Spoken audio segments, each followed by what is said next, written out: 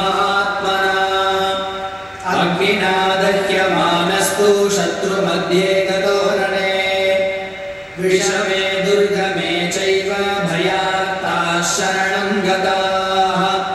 न तेषां जायते किञ्चिदशुभं रणसङ्कटे नापदं तस्य पश्यामि शोकदुःखभयं न हि यैस्तु भक्त्या स्मृता नूनं तेषां वृद्धिः प्रजायते ये त्वां स्मरन्ति देवेशि रक्षसे तान्न संशयः प्रेतसंस्था चामुण्डा वाराही महिषासना ऐन्द्री गजसमारूढा वैष्णवी गरुडासना माहेश्वरी वृषारूढा कौमारी शिवाहना लक्ष्मीः पद्मासना देवी पद्महस्ता हरिप्रिया श्वेतरूपधरा देवी ईश्वरी वृषवाहना ब्राह्मी हंससमारूढा सर्वाभरणभूषिता इत्येता मातरः सर्वाः सर्वयोगसमन्विताः नानाभरणशोभाढ्या नानारत्नोपशोभिताः दृश्यन्ते रथमारूढा देव्यक्रोधसमाकुलाः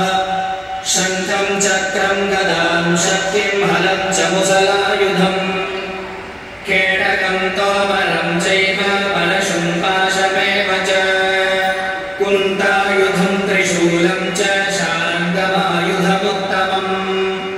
दैत्यानां देहनाशाय भक्तानामभयाय च धारयन्त्यायुधानीत्थं देवानां च हिताय वै नमस्तेऽस्तु महारौद्रे महाघोरपराक्रमे महाबले महोत्साहे महाभयविनाशिनी त्राहि मां देवि दुष्प्रेक्ष्ये शत्रूणां भयवर्धिनी प्राच्यां रक्षतु मामैन्द्री आग्नेय्यामग्निदेवता दक्षिणेवतु वाराही नैऋत्यां खड्गधारिणी प्रतीच्यां वारुणी रक्षेद्वायव्यां मृगवाहिनी उदीच्यां पातु कौमारी ऐशान्यां शूलधारिणी ऊर्ध्वं ब्रह्माणि मे रक्षेत् अधस्ताद्वैष्णवी तथा